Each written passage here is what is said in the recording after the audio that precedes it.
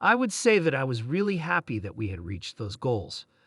I estimated that there was a 20 to 25% possibility that we would accomplish both milestones, where the ship and booster both made a gentle, propulsive landing in the water. So it truly was. We accomplished every goal, which I didn't think was possible, and we have the best team of rocket engineers ever put together, which is how we're able to do these things. Working with wonderful individuals to achieve amazing things is always a privilege. Elon Musk is once again in the news, and this time it's all about Tesla and SpaceX's most recent astounding accomplishments with the Starship rocket. Here's the thing. They were able to soft land the ship and the booster back into the ocean, and you know what? The odds were stacked against them. To illustrate how difficult this task was, Elon himself was placing bets on only a 20 to 25% probability of winning. But here's where it gets really cool.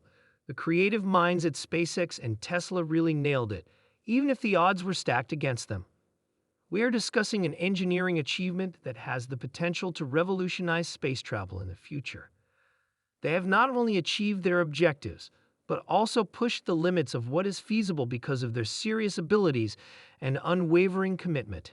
This successful landing is more than just a victory. It's a huge step forward, demonstrating that space is the limit if you have the right crew and enough perseverance. These are significant milestones.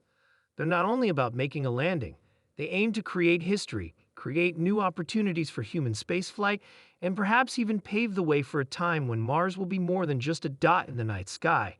It will be a destination that humans can visit.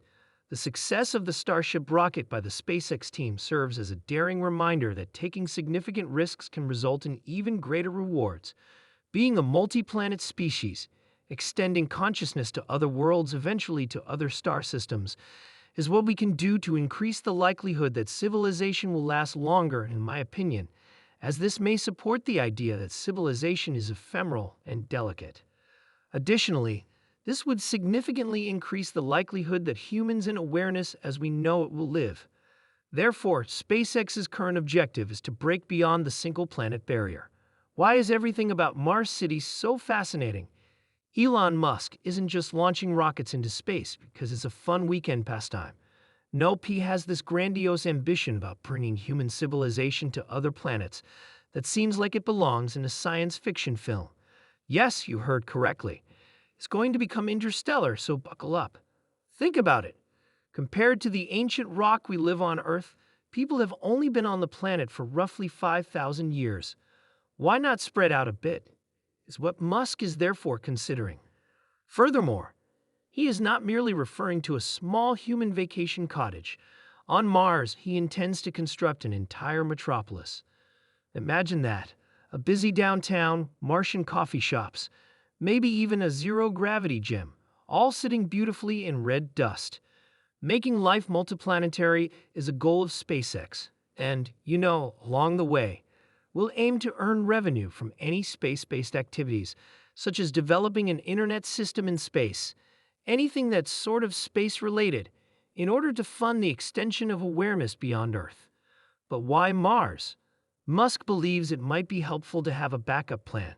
Not just any backup plan, but one in which humans are flying around on another planet, making sure we keep the lights on for humanity, no matter what happens back home, in case Earth ever decides to have a cosmic tantrum, like giant asteroids playing tag or our beautiful climate getting a spicy tattoo. It's similar to having both things at once.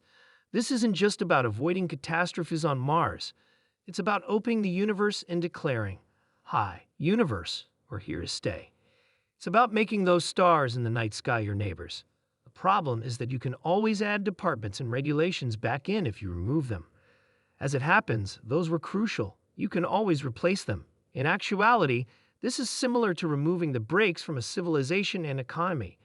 We must break the bonds that are securing us and preventing our society from progressing. Elon Musk, meantime, is defending the status quo by challenging the way government agencies manage laws, which is igniting debates that may have a significant effect on how businesses like Tesla function.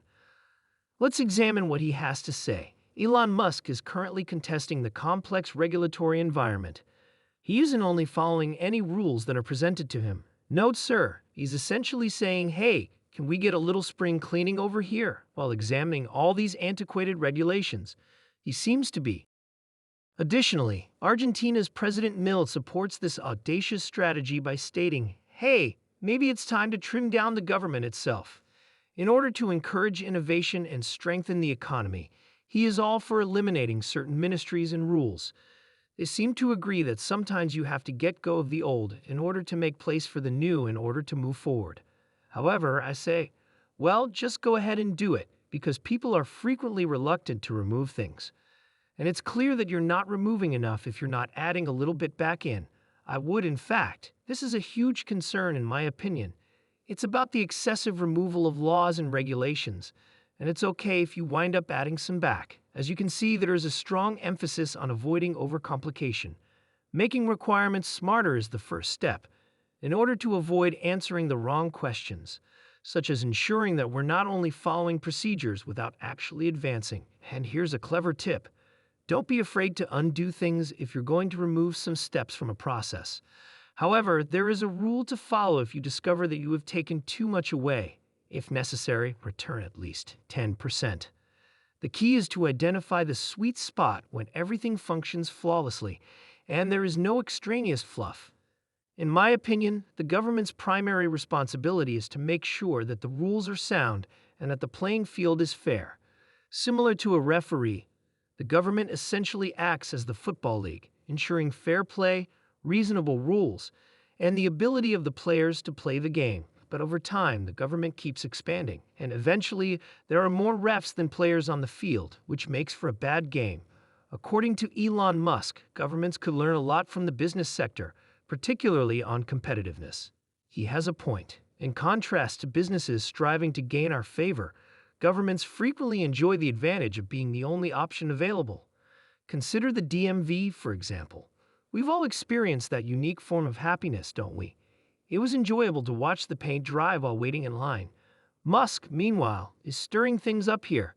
What if government services competed with fast food restaurants to encourage us to come in? To keep us hydrated while we wait, the DMV would likely be giving away free coffee and donuts if it were a burger joint, because we would just move our business to the next rival who treats us like royalty if they didn't step up. For you, that's the power of competition. It quickly transforms meh into wow. Musk envisions a society in which public services work hard to maintain our satisfaction or face the possibility of our leaving. Imagine selecting your DMV in the same way that you select your coffee shop. That's an interesting concept that may keep everyone alert. However, as I mentioned, they can view not just what someone said, but also the rebuttals and counterarguments on a real-time interactive platform like X. Additionally, we have community notes, which is really useful in my opinion. The fundamental secret of community notes is that in order for a note to be attached to a post, those who often disagree on a subject must agree on that note in order for it to be displayed, even if someone writes something untrue, erroneous, or deceptive. Because people who have historically disagreed will only agree on something that is highly correct, the likelihood that it is accurate is very high. Now, let's talk about how we manage information online. Musk identifies a really smart strategy here with community notes, those brief remarks on social media posts meant to provide context or corrections.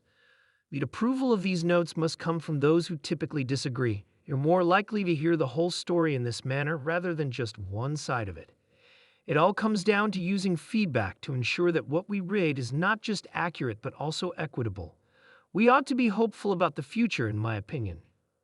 One negative aspect of the environmental movement, in my opinion, is that in its most extreme manifestation, people begin to see people as a plague on Earth and as essentially evil, with the idea that things would be better if everyone ceased to exist. This is the extinctionist movement, and I believe that the conflict between expansionist and extinctionist ideologies can be viewed as a fundamental one. And now for the big reveal. Musk's plan for humanity's future. He's thinking cosmically, not just huge. He is essentially the coach giving us the motivation of a lifetime with his expansionist ideology, pushing us to transcend our earthly limitations and reach the stars. When you can have the entire universe, why settle for the status quo? Musk maintains that our rocket fuel is a